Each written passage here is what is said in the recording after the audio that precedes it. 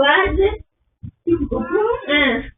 Kuna neno Ndio mnakula ka lunch na kama mayai naona. wacha tu.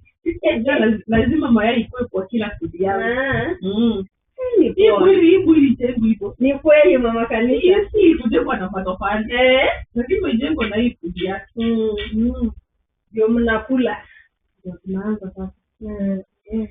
Kama utolee vibaya. Mjaomba. Tufunge macho tuombee chakula. Baba mtakatifu, Mungu ishie juu mbinguni, tunakuja mbele zako mfano mwaminifu mchana wa leo.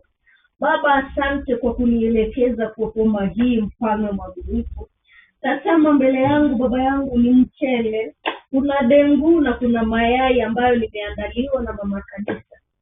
Baba Mungu, ninapoenda kuyakula, Mungu wangu yakaweze kujenga mwili wangu ili nikaweze kufanana kama wengine. Baba, angalia juice kwa glasi wameniandalia mfalme. Baba, naomba ukaweze kuiweka katika tumbo langu ikawe vizuri, nikabaridi Mungu wangu ninapoenda kuinywa Bwana, ikaweze kufanya kazi. Na ni katika jina la Yesu nimeomba na hata kwa mimi. Amen.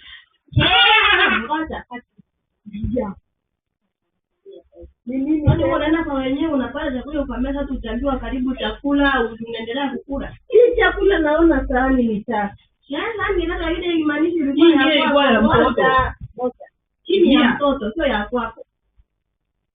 Sasa chakula ni kitu tunagombania. Sasa hii maisha ni ngumu. Si rahisi hivyo. Acha basi nikunywe hii ya mtoto. Mama kanisa, yani hii ni mayai mnaninyima.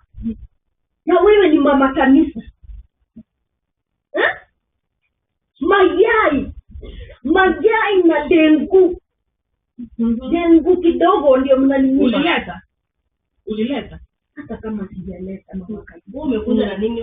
Umekuja na nini? Kwani unakuja kukula lunch kwa wenyewe iko bila hata sukari? Utakula na sukari. Mama juu ya 15 bob. Ukumbuki tukikufanyia mchango mama kanisa. Hiyo mchango iliishanga ile kitambo. Sasa nakula yangu. Mayai vyenye vimewekwa na kuku ndio mnaninyima. Hizo tu. Haina shida. Siku njema. Mayai hata si tamu. Hata siku anakula. Hata ikue tamu nieta. Hii ni ya mtoto. Bye.